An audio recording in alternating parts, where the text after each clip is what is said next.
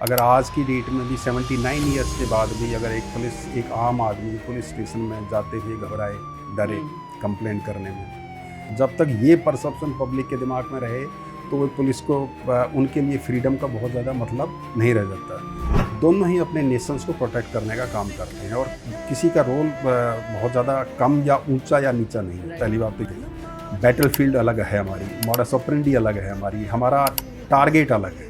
Target जो हमारा जिसको एनिमी टारगेट है वो अलग है। करीबन 15 से 16 हज़ार आदमी आज तक हमारे सेक्रीफाइस किए, जिन्हें शहीद हुए हैं डिफरेंट वार्स में। लेकिन अगर इंटरनल सिक्योरिटी की मैं बात करूंगा तो आप तक 35 से 36 हज़ार आदमियों का सेक्रीफाइस हुआ, ऑलमोस्ट डबल। आर्मी के ऑफिसर्स की जब वाइफ उसको भेजती है वार पे तो उसको ये पता है कि मेरा पता नहीं पति आए या ना आए। बंटी चोर था, मैंने बंटी चोर को पकड़ा था। 3 गाड़ियों को पहले हटाता था, चौथी गाड़ी को चुराता था, फिर तीनों गाड़ियों को अंदर डालता था। तो you see the mind set of A criminals, चाहे वो निर्भया गैंग रेप केस रहा हो, चाहे वो जो है धौलाकुआ रेप केसेस रहा हो, चाहे सीरी फोर्ट केस रहा हो, चाहे और जितने भी इम्पोर्टेंट जिगीसा है, सौम्या है, सौबित है, बहुत सारे ऐसे केसेस हैं जो हाईलाइटेड केसेस रहे थे और उन सभी में पब्लिक परसेप्शंस डिफरेंट था। तो कई बार बहुत बड़ा इंसिडेंट नहीं होता, छोटा इंसिडेंट होता है, लेकिन आप उसकी इन्वेस्टिगेशंस को इतने हाई स्टैंडर्ड पे ले जाते हैं because of the profile of the victim. तो इसलिए कहते हैं कि professional judgment, scene of crime क्या कह रहा है वो चीज़ ज़्यादा इम्पोर्टेंट है, बजाय किसी और एजम्पशंस, इमोशनल जो चीज़ें हैं उन चीज़ों की बजाय आप सिर्फ वहीं तक सीमित रहें, उसके बाद क्या हो रहा है उसको मत सोचें। तो सर आने वाले टाइम में क्या हम ऐसा भी समझ सकते हैं कि जो हमारे ट्रेडिशनल क्राइम्स थे उसके सामने साइबर क्राइम उससे बड़ा चैलेंज होने वाला है? पहले तो आदमी क्रिमिनल आइडेंटिफाई होता था जो चाकू मारता था, अब घोस्ट है। घोस्ट का मतलब एक भूत है, वो बाहर बैठ के पता ही नहीं उसका कौन आदमी है, कहाँ से बैठ के कहाँ क्राइम कर रहा है, क्या लिमिट्स हैं उसकी। अब हम इंटरनेट से जो जनरेट अनफिल्टर हमारे पास बच्चों के पास आ रही है वो बहुत भयानक है। टेक्नोलॉजी का कोई न्यूट्रल नहीं, आप भी यूज़ कर सकते हो, क्रिमिनल भी यूज़ कर सकता है और पुलिस भी यूज़ कर सकता है। बिल्कुल जीतेगा वही जो उसका बेहतर यूज़ कर सकेगा। राइट। मैं 150 आदमियों की मैंने अगर सभा बुला रखी है और मुझे उसको एड्रेस करने जाना है वहाँ के लोकल एरिया की, 1 मिनट में मैसेज आ जाएगा डीसीपी साहब की मीटिंग है, जो कि रूटीन मीटिंग है। I have to rush to attend that meeting, और वो 150 आदमी मैंने छोड़ दी। Am I answerable to the hierarchy और टू द पीपल?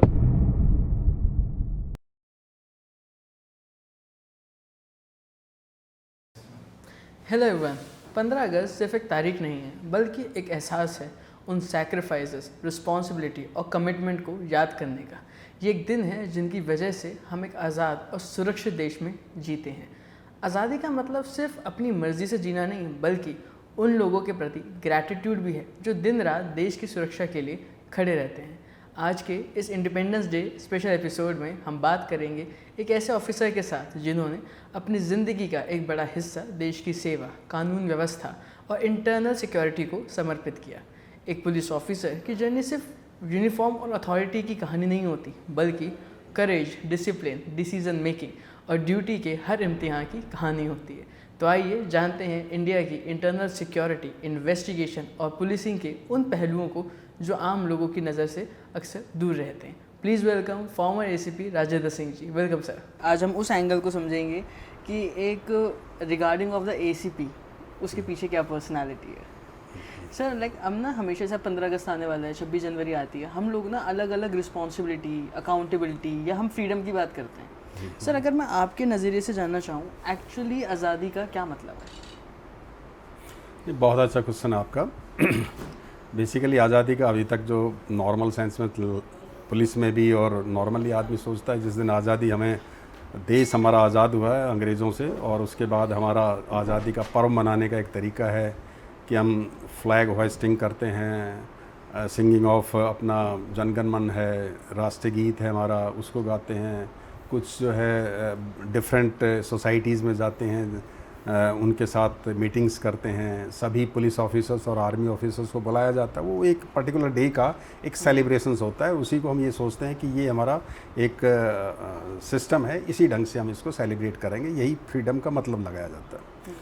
लेकिन जो मेरा है bye virtue of my experience, long experience, मैं ये कह सकता हूँ कि फ्रीडम जो है वो एक्चुअली लिबर्टी तो खैर हमारे कॉन्स्टिट्यूशंस की प्रीएम्बल में दिया हुआ है कि भाई हमारी लिबर्टी है, और लिबर्टी किस किस चीज़ के, थॉट की लिबर्टी है, हमारे एक्सप्रेशन की लिबर्टी है, फेथ, बिलीफ, वर्शिप वगैरह ये सब चीज़ें हैं हमारे पास। लेकिन उसके बावजूद भी हम ये समझते हैं कि फ्रीडम जो है, जब क्या फ्रीडम का मतलब है, अगर आज की डेट में भी 79 ईयर्स के बाद भी अगर एक आम आदमी पुलिस स्टेशन में जाते हुए घबराए, डरे कंप्लेंट करने में, या आज भी पब्लिक की ये परसेप्शन रहे कि यहाँ तो जो है ये पुलिस जो है वो डोमिनेंट क्लास के इंटरेस्ट को जो है सर्व करती है, और जो पुअर है उनके कंडक्ट को रेगुलेट करती है, मतलब उनको जो है कंट्रोल करने का काम करती है, उनसे पूछताछ करती है, जबकि डोमिनेंट क्लास है वो फ्री एक्सेस है हर जगह, तो उनको नहीं करती। जब तक ये परसेप्शन पब्लिक के दिमाग में रहे तो वो पुलिस को उनके लिए फ्रीडम का बहुत ज़्यादा मतलब नहीं रह जाता। दूसरा, पावर ओरिएंटेड पॉलिसिंग के लिहाज से मैं कहता हूँ जब तक हमारा डंडा और पावर से जब तक सिस्टम चलेगा तब तक उनको लगता है कि ये हमारे राइट्स के प्रोटेक्टर नहीं हैं, बल्कि हमारे ऊपर अत्याचार करने वाले हैं, जैसा कि पहले ब्रिटिशर्स करते रहते थे। तो बहुत ज़्यादा चेंज सोसाइटी के जो आदमी है ना, उसको एक्चुअल में अपनी डे टू डे लाइफ में फील नहीं कर पाते हैं उसमें। बाकी तो रीजंस अलग हैं भाई, डिस्पैरिटी है, एक इक्वलिटी ऑफ अपॉर्चुनिटीज़ नहीं है, बहुत ज़्यादा इकोनॉमिक डिस्पैरिटी होगी, 80 करोड़ आदमी अब भी हमारे अनाज पे चल रहे हैं, तो वो तो इश्यूज़ हैं जो हर गवर्नमेंट में, हर सरकार में या हर देश में होते हैं। लेकिन जब तक ये हमारा, क्योंकि मैं एज ए पुलिस ऑफिसर्स, मैं पुलिस ऑफिसर्स के एंगल से ही, अपने पुलिस के एंगल से उस चीज़ को बता सकता हूँ, तो फ्रीडम का मतलब तभी होगा जब आम आदमी को जिस दिन डर ख़त्म हो जाएगा पुलिस से बात करने के लिए, अपनी बात कहने का डर ख़त्म हो जाएगा, जिस दिन सोसाइटी ये सोचेगी कि they are our actual protectors, ठीक है, जिस दिन हम ब्रिटिश की जो हमारी फ्रीडम तो ब्रिटिश से मिली थी हमें, लेकिन क्या है कि अभी तक जो ब्रिटिश की लेगेसी है ना वो कंटिन्यू है, मतलब हमें उससे फ्रीडम नहीं मिल रही है, उसको हम अभी तक डिस्कार्ड नहीं कर पा रहे। तो मेरा ये मानना है कि एक्चुअल फ्रीडम्स का मतलब हमें मज़ा तभी आएगा जब हम इन चीज़ों को चेंज करेंगे, अदरवाइज़ तो हम डे टू डे जिस दिन फेस्टिवल्स तो हम सेलिब्रेट कर ही रहे हैं। सर, आपने एक बात प्रोटेक्टर्स की कही, यूजुअली क्या होता है कि जो लोग आर्मी में होते हैं या किसी भी डिफेंस सर्विसेज में होते हैं, उसको लेके एक सोसाइटी में एक अलग माइंडसेट होता है कि वो हमारा जवान है, मतलब उसके लिए एक अलग फीलिंग्स होती है। वहीं जो हमारी इंटरनल सिक्योरिटी है, जो कहीं ना कहीं इक्विवेलेंट मुझे लगता है कि इंपॉर्टेंट है, उसके लिए या पुलिस के लिए वो रिगार्ड या वो एप्रिसिएशन नहीं होता जो हम हमारी बॉर्डर सर्विस को देते हैं। मैं ये नहीं कह रहे हैं कि दोनों बहुत डिफरेंट हैं, कहीं ना कहीं दोनों का लगभग रोल तो सेम ही है। एक हमें अगर बॉर्डर्स पे सिक्योर कर रहा है तो एक हमें इंटरनल चीज़ों से भी तो सिक्योर कर रहा है। देखिए, बहुत अच्छा क्वेश्चन है, सो मैं एज ए पुलिस ऑफिसर आपके इस क्वेश्चन को बहुत ज़्यादा अप्रिशिएट करूँगा मैं, और उसका रीज़न ये है कि फर्स्ट टाइम मुझे महसूस हुआ है कि इंटरनल सिक्योरिटीज़ के अंदर जो पुलिस ऑफिसर्स लगे हुए हैं उनके एक्चुअल रोल को डिफ़ाइन करने की कोशिश की जा रही है, उसको पब्लिक को जो एक मिसअंडरस्टैंडिंग है उसको क्लैरिटी देने के लिए बहुत अच्छा क्वेश्चन है ये। इसमें कोई दो राय नहीं है कि जो सोसाइटी के अंदर एक परसेप्शन है कि दोनों ही, चाहे आर्मी डिफेंस पर्सनल हों, चाहे पुलिस ऑफिसर्स हो, चाहे इंटरनल सिक्योरिटी से रिलेटेड पर्सनल्स हों, दोनों ही अपने नेशंस को प्रोटेक्ट करने का काम करते हैं, और किसी का रोल बहुत ज़्यादा कम या ऊंचा या नीचा नहीं है। पहली बात तो ये है, दोनों ही नेशन को प्रोटेक्ट करते हैं, और आर्मी अपने इस रोल को हम डिफरेंट ढंग से देखते हैं। बैटलफील्ड अलग है हमारी, मॉडस ऑपरेंडी अलग है हमारा टारगेट अलग है, टारगेट जो हमारा जिसको एनिमी टारगेट है वो अलग है। हम रेस्ट्रिक्टेड वे में काम करते हैं, उनके लिए फ्री एक तरह से काम करने का तरीका है। दूसरा, अगर सेक्रीफाइसेस भी देखूंगा तो उसका भी अलग है। तो पाँचों में अगर मैं देखता हूं, जैसे उनके लिए पता है कि भाई 100 आदमी आ रहे हैं, यूनिफॉर्म आदमी हैं, दूसरी तरफ से आ रहे हैं, मैं इनडिस्क्रिमिनेट फायरिंग करके अपनी करेज से, अपने हौसले से मैं उनको न्यूट्रलाइज कर सकता हूं। लेकिन हमारे पास ऐसा नहीं है। हमारे पास 100 आदमियों में से क्रिमिनल इंटेंट के साथ कौन क्राइम करेगा ये आइडेंटिफाई है ही नहीं। हम आइडेंटिफाई कर ही नहीं सकते उसको जब तक कि कोई इंसिडेंट हो के और एक पर्टिकुलर इन्वेस्टिगेशन ये ना बताए कि ये आदमी इसमें इन्वॉल्व है, तब है। तो पहला तो identification of that enemy is more important, more difficult for the internal forces. पहली बात तो ये है।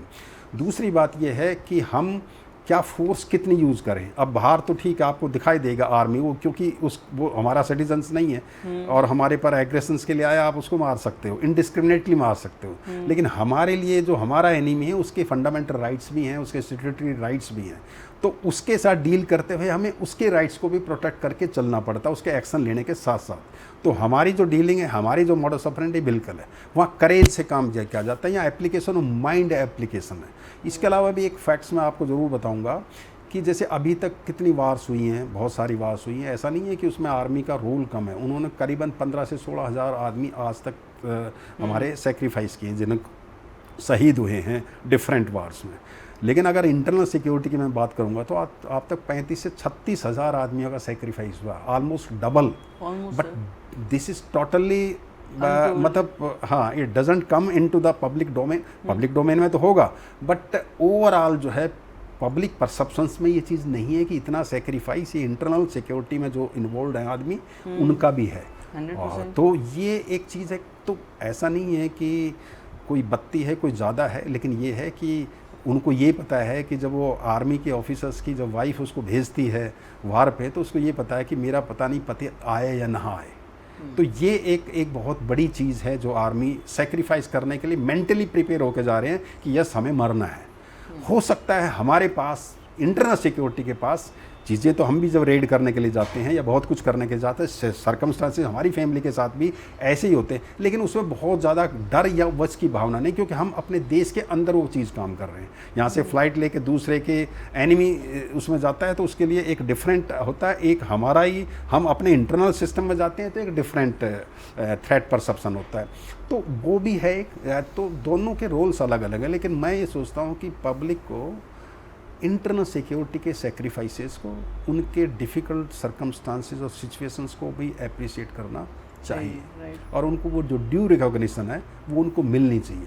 सिर्फ इसलिए नहीं कि उनके कुछ फ्रिंजी एलिमेंट हैं या कुछ इंडिविजुअल इंसिडेंट्स को बना के पूरी की पूरी फोर्स या पूरे के पूरे सिस्टम को जो है ना वो नेगलेक्ट करने का जो विचार है, उसको थोड़ा सा एक बार रिव्यू करना चाहिए। ये है मेरा बात। सर, आपका जैसे ना हम लोगों का एक माइंडसेट होता है कि हम अगर मान लीजिए किसी पुलिस वाले को देखते हैं तो कहीं ना कहीं थोड़ा सेंस ऑफ फियर हमारे में होता है कि मे बी हमसे क्या क्वेश्चनिंग करे। तो लाइक हमारा ना हर पर्सन को लेकर अलग अलग पर्सपेक्टिव होता है। अगर मैं आपसे कहूँ कि आपके सामने कोई इंडिविजुअल पर्सन आता है जो रेदर देन डिफेंस से किसी पुलिस में ना हो, तो क्या सर आपके माइंड में भी उस पर्सन को देख के कुछ जजमेंट्स आती हैं कि शायद इसके साथ ये चीज़ें, ये मतलब क्या कहीं ना कहीं इंसान को देखने के नज़रिए में कोई फ़र्क आता है? हाँ, नहीं देखो, डिफरेंट आस्पेक्ट में आप डिफरेंट ढंग से डील करते हैं। जो ह्यूमन नेचर है ना, बड़ा एक अलग अलग सर्कमस्टांसेस में अलग अलग ढंग से रिएक्ट करता है। नॉर्मली हर आदमी लॉ अबाइडिंग है, जब तक कुछ नहीं होता सब लॉ अबाइडिंग है, और वो अपने देश के संविधान को, कानून को मानने की कोशिश करते हैं, ठीक है, जब तक कि उसके ऊपर पर्टिकुलरली उस आदमी के ऊपर सिचुएशंस ऐसी ना आए। तो नॉर्मल कोर्स में पीस लविंग है, वो greater good of the society मान के चलता है, वो रूल एंड रेगुलेशन मानने की कोशिश करता है। ये नॉर्मल सर्कमस्टांसेस की बात है। लेकिन अगर मेरे साथ इंडिविजुअल प्रॉब्लम आ जाती है, ठीक है, तो मैं डिफरेंट ढंग से सोचना स्टार्ट कर देता हूँ। मेरे साथ कोई इंसिडेंट होता है तो मैं मेरी बहन को मान लो छेड़ दिया किसी ने, तो मैं पुलिस से एक्सपेक्ट करूंगा कि लीगल कोर्स की एक्शन की जरूरत नहीं है, इसको मिला के 4-5 थप्पड़ इसको जमा दे, क्योंकि मैं पावरफुल नहीं हूँ या मैं ले नहीं सकता, पुलिस के पास ये पावर है, तो क्यों ना इसके 4-5 थप्पड़ में लगा कर इसका, तो मुझे सेटिस्फैक्शन मिल जाएगा। लेकिन लीगल एक्शन पुलिस ने लिया तो मुझे सेटिस्फैक्शन नहीं मिल पाएगा। तो जब उसके ऊपर केस होता है तो वो डिफरेंट ढंग से बिहेव करता है, वो सारे रूल रेगुलेशन उसके लिए साइड में कर देता है। मेरे बच्चे के साथ हो गया, मेरी फैमिली मेम्बर्स के साथ होगा, तो मेरी इमोशंस, मेरे सेंटिमेंट्स बीच में आ जाते हैं, मेरी थिंकिंग जो प्रोसेस है वो डिफरेंट हो जाता है। पहली बात तो ये है। दूसरी बात है, जैसे क्राउड का हिस्सा बन जाता है तो अपनी जो इंसैनिटी है ना, आदमी की जो एक समझ है वो बिल्कुल ही खो देता है। वो फिर क्राउड का हिस्सा बन के तो क्राउड की तरह बिहेव करता है। वो एक, कई बार कहते हैं हमें कंट्री ऑफ फॉलोवर्स, मतलब वो फॉलो करना स्टार्ट कर देता, वो अपने दिमाग का एप्लीकेशन जो है वो नहीं कर पाता। तो क्या होता है कि ये बात फैक्ट है कि हम पावर ओरिएंटेड पॉलिसिंग यहाँ पर ज़्यादातर करते हैं, सर्विस ओरिएंटेड नहीं करते हम। मतलब आदमियों को प्रोटेक्ट करने का, उनके राइट्स को प्रोटेक्ट करने का पुलिस का यहाँ राइट है। जब वो नहीं करता तो आदमी ज़रूर रिएक्ट करता है। लेकिन ज़्यादातर मैंने देखा है कि आदमी जो है, नॉर्मल आदमी always align with the powerful persons. जिसके पास शक्ति है, पावर है, पैसा है, उससे जुड़ना चाहता है। उसकी तरफ से जुड़ना चाहता है। कोई Right. टीचर है, गरीब है, बल्कि अच्छी एजुकेशन दे सकता है, कि अब वो सोसाइटी में नेग्लेक्टेड होते जा रहे हैं। अब जो पावरफुल आदमी, चाहे वो क्रिमिनल ही क्यों ना हो, लेकिन अगर उसके पास सत्ता है, पॉलिटिकल पावर है या पैसा है, तो अब सोसाइटी उसको रिकॉग्नाइज करने लगी, उसकी सपोर्ट सिस्टम को यूज़ करने लगी है और उससे अलाइन होने लगी। ये जो है, ये डिफरेंट सर्कमस्टांसेस में ह्यूमन नेचर का रिफ्लेक्शन डिफरेंट होता है, तो इसको हम रिजिड वे में नहीं देखा जा सकता। पर उसमें काफ़ी बार ऐसा नहीं लगता कि लाइक रीज़न एक ये भी होता है ह्यूमंस का कि भाई कहीं ना कहीं अगर वो बंदा पावरफुल है, वो मुझे प्रोटेक्ट भी कर सकता है, वो मुझे बहुत सारे एक्सपेक्ट में बेनिफिट्स कर सकता है। शायद एक ये भी एक रीज़न है कि लोग कहीं ना कहीं, जो लोग पावरफुल हैं या जो उनके लिए कहीं ना कहीं बेनिफिशियल हो सकते हैं, वो उनके साथ ज़्यादा अलाइन हो जाते हैं। देखो, दो चीज़ें, जो पावरफुल इन द फोर्स है, सिस्टम में है, जिसको गवर्नमेंट ने या हमारे कॉन्स्टिट्यूशंस ने एम्पावर किया हुआ टू टेक एक्शन, उनकी पावर यूज़ करने में, और जिनको गवर्नमेंट ने एम्पावर नहीं कर रखा है, Right. उनकी पावर को यूज़ करने में दोनों में डिफरेंस। वो अपने पर्सनल इंटरेस्ट में उस पावर का यूज़ करेगा। आज आपके लिए पावर का यूज़ कर रहा है, कल आपका वो इंटरेस्ट जो है, चाहे वोट के तरीके से, चाहे आपको किसी और सपोर्ट सिस्टम में, वो उसको यूज़ करना स्टार्ट करेगा। लेकिन एम्पावर्ड जो अगर पावर का यूज़ करता है, पुलिस करती है, आर्मी करती है, कोई भी जो एम्पावर्ड है, वो पावर का इस्तेमाल अपने पर्सनल इंटरेस्ट में नहीं करेंगे, वो गवर्नमेंट के इंटरेस्ट में करेंगे, वो समाज के इंटरेस्ट में करेंगे। ये बेसिक अंतर है। एक आदमी अगर पुलिस के पास, अथॉरिटी के पास जाता है, तो उसकी प्रॉब्लम का रिड्रेसल होगा अंडर द गिवन सर्कमस्टांसेस। लेकिन अगर एक आदमी किसी वैसे पावरफुल आदमी के पास जाता है जो, हाँ, तो वो कहीं ना कहीं वो एक एक्सचेंज ऑफ बेनिफिट्स जो है ना, वहाँ क्रिएट हो जाता है। तो that is the basic difference between these two persons. तो सर, जैसे यूजुअली ये तो एक नॉर्मल पर्सन का ह्यूमन नेचर हुआ, अब जैसे आपने इतने सारे क्राइम्स, ट्रेजेडी अपने सामने देखी है, तो क्या सर इसका कहीं ना कहीं एक्सपेक्ट आपको अपने पर्सनल एक्सपेक्ट में भी दिखता है कि लाइक एग्जांपल है कि अगर आपके घर में कोई सिचुएशन हो या आपके सामने, तो आप कहीं ना कहीं उस चीज़ को उसी माइंड से वर्कआउट करते हैं? जैसे हम लोग यूजुअली कहते हैं ना कि जैसा इंसान ऑफिस में होता है, लगभग वैसा ही घर में होता है, जैसा बच्चा घर में है वैसा ही वो स्कूल में बिहेव करेगा। तो क्या ये जो सेम मैथ्स है, क्या ये आप लोगों के साथ भी हम कंसीडर कर सकते हैं कि लाइक हम जैसे देखते हैं पुलिस वाले बड़े एग्रेसिव होते हैं, ये चीज़ें, तो क्या घर में भी it goes like the same way? देखिए, ड्यूअल पर्सनालिटी होती है एक कोई भी आदमी है जो वर्किंग क्लास है, जो गवर्नमेंट के, क्योंकि गवर्नमेंट के जहाँ पर वो बैठता है या जहाँ पर अपनी पब्लिक फंक्शंस को डिस्चार्ज करता है, उसके पास एक गिवन रूल्स, रेगुलेशंस, लॉ और एक सिस्टम का एक कवर होता है। वो उसी के अंदर अपने आप को बिहेव कर सकता है, उसी के अंदर अपने चीज़ों को दिखा सकता है। उससे बाहर करेगा तो वो जो है अलग हो जाएगा। घर के अंदर ऐसी चीज़ें आपको नहीं हैं। तो क्या होता है कि एक्चुअल आपका ट्रू सेल्फ जो है वो घर में दिखाई देता है, आपका ऑफिशियल सेल्फ जो है आपको ऑफिस में दिखाई देता है। तो ये एक हमेशा, और मैं कहता हूँ ऐसा एक आदमी नहीं है, ये ज़्यादातर सभी के साथ होता है कि हम अपने एक दूसरे सर्कमस्टांसेस में जाते हैं तो उस सर्कमस्टांसेस की गिवन पैरामीटर्स के अंदर ही अपने आप को बिहेव करने के लिए कोशिश करते हैं। जब हम फ्री रहते हैं, बच्चों के साथ रहते हैं या वाइफ के साथ रहते हैं, तो हमारा ट्रू सेल्फ जो हमारी एक्चुअल नेचर है ना, वो निकल के आती है। तो ये हर आदमी के साथ है, हमारे साथ भी है, पुलिस में भी है, आर्मी में भी है। वो वहाँ बहुत ज़्यादा आर्मी ऑफिसर्स अगर वहाँ जाएगा तो बहुत ज़्यादा अपनी ताकत का इस्तेमाल करता है, डरता नहीं है, बहुत ज़्यादा उसके अंदर एक क्रेज़ भरा रहता है, ठीक है। लेकिन हो सकता है घर पे जब वो किसी से लड़ता है, झगड़ता है, फैमिली में बाहर अगर वो रिएक्ट करता है, तो उस फोर्स का या उस ताकत का इस्तेमाल बिल्कुल नहीं करता। वो फिर उसके दिमाग में बहुत सारी और कंसिडरेशंस पैदा हो जाती हैं। तो डिफरेंट आस्पेक्ट है, या उसमें हम आदमी के एनालिसिस को करते हैं तो एक ज़्यादा, और पुलिस में यही काम सिखाया जाता है कि आप जो है उसके सर्कमस्टांसेस को देखें। उसका ये ज़रूरी नहीं है कि कोई आदमी जो है बाय बर्थ क्रिमिनल्स है, नहीं, बहुत सारे ऐसे सर्कमस्टांसेस हैं जो आदमी को कंपेल करते हैं एक डिफरेंट बिहेव करने के लिए, ठीक है ना। बहुत ही एक माइनर सी परसेंटेज है जो बाई बर्थ, जैसे मेंटल डिसऑर्डर हो गया या कोई साइकोपैथ ही पैदा हो गया या कोई इनहेरेंट ऐसी चीज़ें हैं जो एक क्रिमिनल माइंडसेट की हैं। अदरवाइज़ तो नॉर्मली जो आपके सराउंडिंग सर्कमस्टांसेस हैं, आप ड्रग्स लेते हैं, आपकी ब्रोकन फैमिलीज़ हैं, आपकी इकोनॉमिक फाइनेंशियल कंसिडरेशंस हैं, ठीक है, और आपकी एजुकेशन से बहुत सारी ऐसी चीज़ें उस पर डिपेंड करती हैं जो एक आदमी के उसको रेगुलेट करती हैं, उसको क्रिमिनल कितना बनता है या क्रिमिनल नहीं बनता, उस पर बहुत ज़्यादा वो डिपेंड करती हैं। तो हम इसी ढंग से आदमी का एनालिसिस पुलिस करती। पुलिस में साइकोलॉजी भी सिखाई जाती है, ये भी देखना सिखाया जाता है कि इसमें ये क्रिमिनल जो आया हमारे पास, इसमें क्या कितना ये क्रिमिनल्स है, कितना ये नहीं है, क्या इसका क्राइम इन्वॉल्वमेंट था या नहीं था। उसके कहने या ना कहने से फ़र्क नहीं पड़ता, उसकी सारी बैकग्राउंड, उसके सारे विचार आचार, उसका काम, किस सर्कमस्टांसेस में क्राइम हुआ है,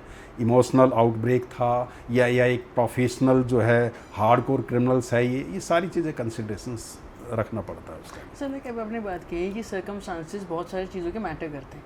अब मान लीजिए चलिए किसी की सिचुएशन ऐसी है, कोई हर्ट ब्रोकन है, या मान लीजिए कोई इकोनॉमिकली वीकर सेक्शन से है, कुछ ऐसे सिचुएशंस हैं, तो ये सर्कमस्टांसेस तो एक। पर सर काफ़ी बार ऐसा भी देखने को होता है कि बहुत जो लोग फाइनेंशियली स्टेबल होते हैं वो भी कहीं ना कहीं क्राइम की तरफ जाते हैं, या हाँ। उनका कहीं ना कहीं ऐसे कोई सर्कमस्टांसेस। तो sir if we take some of example, तो अगर आपको ऐसा एग्जांपल दे सकें कि जो लोग एजुकेटेड हैं, फाइनेंशियली स्टेबल भी हैं, देन ऑल्सो उन्होंने लीगली चीज़ों को ना मूव करके they have taken powers in their own hand. हाँ, नहीं, बिल्कुल बहुत अच्छा क्वेश्चन है कि इंटेलिजेंट पर्सन्स भी जो क्राइम में इन्वॉल्व क्यों होते हैं, क्या वजह है। देखो, एक तो सुपीरियरिटी कॉम्प्लेक्स है और एक उनका वीक बैकग्राउंड है। सोशल जो हमारे पैरामीटर्स हैं उनमें वो वीक हैं कहीं ना कहीं, मतलब उनके एथिक्स वीक हैं। सुपीरियरिटी कॉम्प्लेक्स क्यों मैं कह रहा हूँ इसमें, कि जैसे एक आदमी को ये पता है कि भाई मैं इस इनोसेंट एक सिटीजन्स को मूर्ख बना सकता हूँ, अपने जो क्राइम मैं कर रहा हूँ उससे मैं बच जैसे दृश्यम मूवी देखी थी आपने, ठीक है ना, तो इन चीज़ों से मैं बच सकता हूँ, मैं इनको मूर्ख बना सकता हूँ, और मैं ये मेरा राइट्स भी है। बाकी जो है इंटरनेट उसकी इनकम टैक्स की चोरी कर रहे हैं, कोई जीएसटी की चोरी कर रहे हैं, तो मैं भी अगर ऐसा कर रहा हूँ तो कोई बहुत वो अपने आप को रैशनलाइज करने की कोशिश करता है, डिफरेंट टाइप के उसमें अपने आप को जस्टिफाई करता है, रैशनलाइज करता है सिचुएशन से कि मेरा ये राइट्स भी है, जब गवर्नमेंट अगर मुझे कुछ नहीं दे रही तो मैं क्यों ना करूँ। दूसरा, उसके पास थ्रिल है, एक थ्रिल के तरफ से, जैसे हमारे यहाँ बंटी चोर था, मैंने बंटी चोर को पकड़ा था जिसने 500 के करीब भरी। वो बहुत ही छोटे से एक वो पहला केस था उसका, जब भूख लग रही थी तो सब्जी मंडी से ना खरबूजा खरीद लिया था, जिसको खाने के ऊपर उसका एक पहला केस हुआ था, और फैमिली ब्रोकन फैमिली थी, उसके सर्कमस्टांसेस से वो क्रिमिनल बना था। लेकिन बाद में क्या हुआ कि जैसे जैसे उसको पता लगने लग गया यार मैं तो बहुत फ्रीली चोरी करता हूँ, पकड़ा नहीं जा रहा, तो वो थ्रिल यूज़ करने लग गया। फिर वो ऐसी जगह अपने आप को एडवांस करने जा रहा, उस चैलेंज के तौर पर लेने लग गया कि यार मैं इस घर में चौथी मंजिल है, मैं इसमें चौथी मंजिल पर जाके क्राइम कर सकता हूँ, मैं चौथी पोर्च में कार जो है सबसे लास्ट में खड़ी है, मैं 3 गाड़ियों को बाहर निकाल के और चौथी कार को मैं चोरी करने की मेरी हैसियत है, चैलेंज है मेरे लिए। तो वो पहली गाड़ी को इजीली नहीं हटाता था, वो 3 गाड़ियों को पहले हटाता था, चौथी गाड़ी को चुराता था, फिर तीनों गाड़ियों को अंदर डालता था।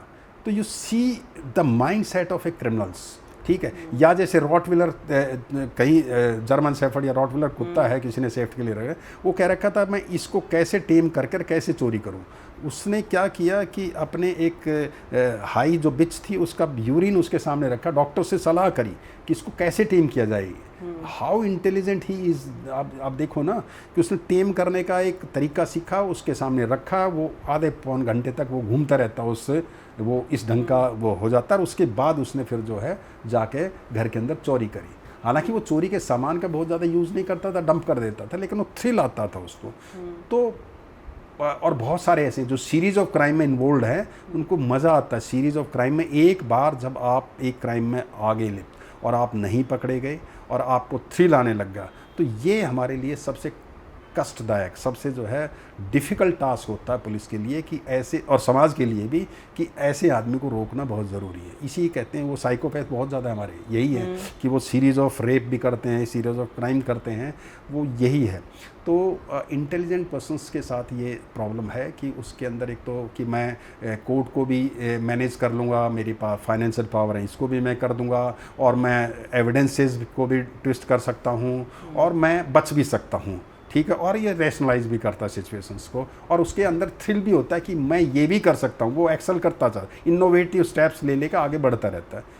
तो ये एक इंटेलिजेंट पर्सन्स के साथ एक प्रॉब्लम्स हो जाती है कि वो हमारे लिए ज़्यादा डिफ़िकल्ट है। आज जो डिजिटल क्राइम हो रहा है ये क्या है, ये इंटेलिजेंट पर्सन्स जो इंटेलिजेंट है अपनी इनोवेटिव आस्पेक्ट डेली कुछ ना कुछ नया निकालते रहते हैं ना, तो ये एक चीज़ सजेस्ट करती है कि ज़रूरी नहीं कि सिर्फ आपको पैसा और कुछ और चीज़ चाहिए, कुछ और बेनिफिट्स चाहिए। कई बार आप जो है उसको एंजॉय करने लग जाते हैं कमीशन ऑफ क्राइम को। वो सिचुएशंस पुलिस के लिए, समाज के लिए सबसे डिफ़िकल्ट टाइम होता है to deal with such criminals. Sir बहुत बार ना एक पर्सपेक्टिव आता है कि बहुत सारे क्रिमिनल्स हैं, चाहे वो जेल में हैं और चाहे किसी और जगह भी उनको अरेस्ट कर रखा है, उनमें कहीं ना कहीं इंस्टिंक्ट होता है सुधरने का। बहुत बार चाहे मीडिया कहती है या बहुत बार लोग ये कहते हैं या शायद उनकी खुद की फैमिली कहती है कि ये ऐसा क्रिमिनल नहीं था, ये बन गया, हम इसको सुधार देंगे। तो सर क्या एक्चुअली क्रिमिनल्स के अंदर एक सुधरने का माइंडसेट होता है या फिर ये सिर्फ हमें लगता है कि ना, हम काफ़ी बार मानते हैं कि नहीं ये हो गई गलती, शायद हम सुधर जाएंगे, but we were in the same repetition. तो sir what is your expect? हाँ, बहुत अच्छा क्वेश्चन है। मैंने इसको एक रिफॉर्मेटिव, हालांकि डिफरेंट एस्पेक्ट्स ऑफ पॉलिसिंग है, प्रिवेंटिव पॉलिसिंग है, कोलैबोरेटिव पॉलिसिंग है, रेस्पॉन्सिव पॉलिसिंग है, ऐसे ही रिफॉर्मेटिव पॉलिसिंग का भी एस्पेक्ट है। दूसरा एक प्रॉपर साइंस है पुलिस के अंदर। पुलिस जो साइंस है उसमें री इंटीग्रेशन इन द सोसाइटी, मतलब जो क्रिमिनल है, ट्रीटमेंट ऑफ ऑफेंडर्स, जो हम ऑफेंडर्स जो जेल से छूट के आते हैं कि उनकी एनर्जी को वापस सोसाइटी में कैसे इंटीग्रेट करें, ये एक प्रॉपर सब्जेक्ट्स है। और हमारे पास भी एक proper reformative aspect of policing, हम डेली उसको यूज़ करते हैं। मैंने उसको यूज़ किया, मैं ऐसे लोधी कॉलोनी था उस टाइम, तो एक अब्दुल वहाब नाम का लड़का था जो काम करता था, मतलब गुजरात का रहने वाला था। उसने एक क्राइम कर दिया, किडनैपिंग, किसी लेडी के किडनैपिंग में। तो उस सिचुएशन में उसके फादर वहाँ से 18 साल ही कंप्लीट किया था उसने, मेजर हुआ ही था। तो हमने अल्टीमेटली उसको अरेस्ट किया गुजरात से, वहाँ पर लेके आए। और लेने के बाद हमें लगा, उसका फादर हमारे पास आया कि जी ये लड़का अगर वापस गया तो ये उस बहुत ज़्यादा क्रिमिनल एक्टिविटी में इन्वॉल्व हो जाएगा, हो सकता है टेररिज्म में भी ये चला जाए, तो इसको आप जो है आप अपने पास ही रखो, इसको देखो क्या कर सकते हो। तो वो केस के अंदर बेल पे आया 1-1.5 महीने के बाद। 1-1.5 महीने के बाद हमने उसको पुलिस स्टेशन में रखा, उसको हमारे साथ हमारी छोटे काम करने लगा, गाड़ी चलाने लगा, वहीं हमारे साथ क्रिकेट खेलने लगा। फिर हमारी फ़ाइलों को पुलिस से, एक हमारे पवन तोमर इंस्पेक्टर्स हैं, उनके साथ वो फ़ाइलों को लेके वहाँ पर कोर्ट में जाने लगा। धीरे धीरे हमने उसको कहीं वेटर की जॉब दिलवा दी, फिर उसको पढ़ाई करवाया। फिर बाद में एक बहुत अच्छी कॉर्पोरेट कंपनी में वो आज की डेट में 1.5 लाख रुपए ले रहा है उस कंपनी के अंदर। तो हमने क्या किया, क्रिमिनल्स को रिफॉर्म करके, और एक चीज़ है, तो ये एक्सपेरिमेंट वहाँ सक्सेसफुल रहा। लेकिन दूसरा एक्सपेरिमेंट मैंने वहीं दोबारा किया, बंटी जिसकी मैं बात कर रहा हूँ, बंटी चोर। तो वो जब छूट के आया अपने 200-300 केसेस के बाद, जब 6-7 साल के बाद आया, तो मेरे पास ही आया। उसने कहा जी मैं इससे छुटकारा पाना चाहता हूँ, मेरा दिमाग है, मैं बर्गलरी, एंटी बर्गलरी स्क्वाड में कुछ करना चाहता हूँ, आप मुझे कुछ ना कुछ ऑप्शंस दें। तो उसकी गर्लफ्रेंड थी, उससे शादी करा के हमने वहाँ लोधी कॉलोनी में उसको मकान दिलवा कर रहने की कोशिश करी, जिससे सोसाइटी में इसका कंट्रीब्यूशन लिया जा सके। लेकिन क्या है कि थोड़े दिन के बाद वो दोबारा से स्विच ओवर होगा, दोबारा से क्राइम में होगा। तो पुलिस ऑफिसर्स एफर्ट्स करता है, रिफॉर्म करने की कोशिश करता है। कुछ एरियाज़ में सक्सेसफुल रहता है, कुछ एरियाज़ में वो सक्सेसफुल नहीं रह पाता। कुछ हिस्सों में एक इच्छा शक्ति होती है क्रिमिनल्स की चेंज होने की, कुछ हिस्सों में उसकी इच्छा शक्ति नहीं हो पाती। तो लेकिन पुलिस को सतत प्रयास करते रहना चाहिए। ये हमारा एक इम्पॉर्टेंट एस्पेक्ट ऑफ पॉलिसिंग में जो नेग्लेक्टेड है अभी। लेकिन मैं ये समझता हूँ कि ये reintegration of criminal element in the society, और दूसरा ये ट्रीटमेंट ऑफ ऑफेंडर, और दूसरा reformative aspect of policing, these are all important subject matter of discussion in modern जो है सोसाइटी, मॉडर्न पॉलिस सिस्टम। बिकॉज क्योंकि कहीं ना कहीं वही लोग वापस सोसाइटी में आ रहे हैं, और अगर उनको ठीक तरीके से रिफॉर्म नहीं किया जाएगा तो वो फिर अगेन एक चैलेंज क्रिएट होगा। कम से कम जो फर्स्ट टाइम ऑफेंडर्स हैं वो बचाए जा सकते हैं। नंबर ऑफ क्रिमिनल्स हम इस ढंग से कम कर सकते हैं। उनकी पोटेंशियल्स को एनर्जी के डेवलपमेंट के लिए, ग्रोथ के लिए यूज़ किया जा सकता है। Right sir. सर मैं अपने एक मूवी का जिक्र किया, लाइक दृश्यम का। ऐसे सर और भी ना बहुत सारी मूवीज़ हैं, लाइक मर्डर केसेस की। अगर हम और भी मूवीज़ को देखें, आपकी किडनैपिंग की, रेप्स की, सर उसमें ना हम बड़ा एक ड्रामेटिक तरीके से देखते हैं एक केस की इन्वेस्टिगेशन, कि एक प्रॉब्लम हुई, एक सिचुएशन हुई, वहाँ पुलिस वाले पहुँचे, उन्होंने ऐसे इन्वेस्टिगेशन करी, उनको किसी ने टिप दी, किसी ने एविडेंस दिया, एंड देन वो कोर्ट में आए, ये सब चीज़ें। तो सर रियलिटी में ये प्रोसीडिंग्स कितनी मैच करती हैं, या जो हम देख रहे हैं और जो रियलिटी है बिल्कुल ही फ्लिप है? नहीं, देखिए, दो चीज़ मैं ज़रूर कहूँगा। जो बेसिक चीज़ है जो सभी आदमी में होती है, एक कॉमन सेंस है, एक इमेजिनेशंस। और ये दोनों चीज़ें जो हैं किसी भी आदमी को इन्वेस्टिगेशन स्टार्ट करने की पहली प्रीरिक्विजिट्स कि ये चीज़ें जो ज़रूर होनी चाहिए, तभी आप बाकी का जो इन्वेस्टिगेशन का जो प्रोसेस है वो तो एक लेटर स्टेज पे होता है। तो दो चीज़ बहुत ज़रूरी हैं, तो दोनों चीज़ों में होती है। पुलिस ऑफिसर क्योंकि एक्सपीरियंस होता है, उसको बहुत सारे केसेस जाता है, तो उसके लिए एडवांटेज ये है कि जैसे एक आदमी जाता है मौके के ऊपर, वो देखता है यहाँ सीन ऑफ क्राइम हुआ है, यहाँ बॉडी पड़ी हुई है, ठीक है, यहाँ टूटे हुए कुछ ग्लास पीसेज हैं, कुछ यहाँ चाकू पड़ा हुआ है, गन पड़ा हुआ है या खून है, इस ढंग से देखता है। वो सिर्फ उतना ही देख पाता है कि हाँ ये है। जो पुलिस ऑफिसर्स है वो जब उस मौके को जाके देखता है तो वो क्या देखता है, वो देखता है कि इससे आगे क्या है। वो ये देखता है कि अगर ये चीज़ें पड़ी हुई हैं तो पड़ी हुई हैं, ठीक है। वो एज ए विटनेस देखता है, उसको रिकन्स्ट्रक्ट करता है, उसको रीनरेट करने की कोशिश करता है कि वो ग्लास पीस वहाँ है, वो हथियार वहाँ है, तो शायद वहाँ अक्यूज़ खड़ा होगा और उसने वहाँ से लेके यहाँ मारा होगा। और वो प्रोबेबिलिटीज़ देखता है कि ये जो सीन ऑफ क्रिएट हुआ है, ये जो सीन एग्जिस्ट करता है, इसको मैं रिक्रिएट कैसे करूँ। मान लो अभी ये कोई सीन नहीं हुआ है और मैं एज या तो विटनेस के तौर पर मतलब या तो मैं विक्टिम हूँ या मैं अक्यूज्ड हूँ, तो मेरा रोल यहाँ पर क्या होगा और मैं इसको क्रिएट कैसे कर सकता हूँ। तब वो डिफरेंट आयाम में उसको सोचता है। वो पहला ये स्टोरी बनाता है ऐसा हो सकता है, फिर वो बनाता है ये स्टोरी बनाता है ऐसा भी हो सकता है, तीसरा बनाता है ये स्टोरी बनाता है ऐसा भी हो सकता है। वो फिर अपने तरीके से इमेजिनेटिव जो पावर है अपने एक्सपीरियंस के बेसिस पे वो क्रिएट करता है सीन को और उसी ढंग से फिर वो जो है उसको आगे बढ़ाता है। तथा ये बेसिक अंतर है जो एक आम इन्वेस्टिगेटर या जो आम आदमी पहुंचता है उसमें और एक police officer, experience police officers की बात करते हैं। दूसरी बात है कि एक आम आदमी वो हर चीज़ को अलग देखता है, विटनेस को अलग देखता है, विक्टिम को अलग देखता है, एक्यूज को अलग देखता है। लेकिन पुलिस ऑफिसर तीनों चीज़ों को इंटीग्रेट करता है। वो कोशिश करता है कि ये तीनों चीज़ें मिली हुई हैं, इनको कैसे मैं मिलाऊं। तो आइसोलेशन में नहीं देखता वो। उसके साथ ये है कि वो आइसोलेशन में चीज़ों को डिफाइन नहीं करता, वो उनको एक एज ए होल लेता है पूरा कि किस किस का रोल क्या रहा होगा और कैसे मैं इनको आपस में इंटीग्रेट करूं। तो ये चीज़ें हैं, ये सभी कहीं जब भी चलती हैं तो जो भी पुलिस हो। हाँ, और दूसरी बात है कि पुलिस को कोई ड्रामेटाइजेशन नहीं है जैसे फिल्मों में होता है और बहुत जल्दी ब्रेक थ्रू हो जाता है फैक्ट्स के ऊपर, ऐसा नहीं है। इसमें बैक एंड में बहुत ज़्यादा काम होता है। हम CDR का एनालिसिस करते हैं, फाइनेंशियल ट्रांजैक्शंस का एनालिसिस करते हैं हम, ठीक है। बहुत सारी फॉरेंसिक एक्सपर्ट से हम उनकी राय लेते हैं, विटनेसेस का एग्जामिन करते हैं और जो छोटे पीसेज ऑफ एविडेंस है उनकी चेन ऑफ कस्टडी बनाते हैं, कैसे उनका एक चेन बना के पूरा सिस्टम को क्रिएट करते हैं। तो वो एक by virtue of our long experience we could conclude that investigation कि how the case was occurred, how the case happened. Sir technology तो अब बहुत एडवांस हो गई, लाइक फॉरेंसिक टेस्ट की हम बात करें, एविडेंसेस की हम बात करें, पर सर जब आपने शायद इनिशियली होगा शायद उतना बेटर फॉरेंसिक या उतनी बेटर टेक्नोलॉजी नहीं थी, तो सर उस समय हाउ योर इंस्टिंक्ट और experience will work for these things.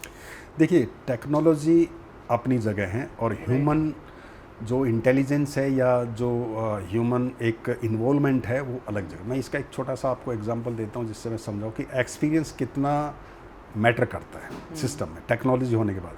हमारे यहाँ एक सेक्टर 23 द्वारका में एक पिकेट होती थी, पिक्स पे चोरी होती थी ज़्यादातर। तो क्या होता था कि हमारे DCP साहब थे मिस्टर अंटो, तो उन्होंने जो है कोशिश करी, एक IPS ऑफिसर की 2 IPS ऑफिसर थे, उनको बताई, कमेटी बनाई कि भाई पिकेट्स पे चेकिंग कैसे की जाए जिससे ये जो पिकेट्स के थ्रू जो क्रिमिनल्स निकलते हैं इनको रोका जा सके। उन्होंने कोशिश करके सारी CCTV वगैरह हर पिकेट्स पे लगाने की कोशिश करी, लगाई। और वो एक अच्छा, क्योंकि पढ़े लिखे बच्चे थे, IPS थे, अंडरटेनिंग IPS थे, जिनकी वजह से ये सारा उन्होंने एक क्रिएट करके उसको उसी ढंग से एग्जीक्यूट करने की कोशिश करी। लेकिन थोड़े दिन के बाद भी वो पुलिस वो रुकी नहीं, टेक्नोलॉजी का इस्तेमाल किया, सारी चीज़ें करी, CCTV कैमराज लगाए, उनको लिंक करा, वो जो वहाँ से देख सकते थे हम पुलिस में, तो टेक्नोलॉजी का बहुत अच्छा इस्तेमाल किया। लेकिन फिर भी वो सक्सेसफुल रिजल्ट नहीं आ पाया।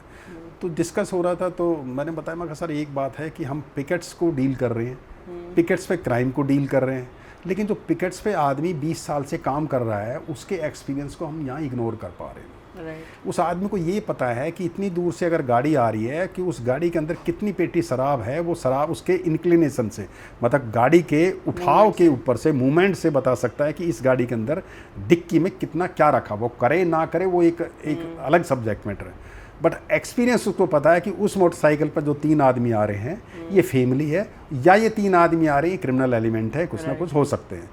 क्योंकि बाई वर्च्यू 20 साल से वो काम कर रहा है, चाहे वो कितना भी इग्नोर करे तब भी कुछ चीज़ें, कुछ डाटा उसके दिमाग में बैठ रहा है कि अगर ऐसा है तो ऐसा ही होना चाहिए, ठीक है, इंस्टिंक्ट है। तो हमने उसको कहा कि मक्का जी उनको एक्सपीरियंस को करो कि आप सीसीटीवी लगा रखा है, उसके बावजूद भी क्राइम हो रहा है। तो उन्होंने कहा जी सीसीटीवी लगा रखा है बहुत अच्छी बात है, पर ये पोस्ट इन्वेस्टिगेशन में काम आएगा, क्राइम को रोकने में, प्रिवेंशन में काम नहीं आ पाएगा, क्योंकि क्रिमिनल्स को नहीं पता कि ये सीसीटीवी लगा हुआ है।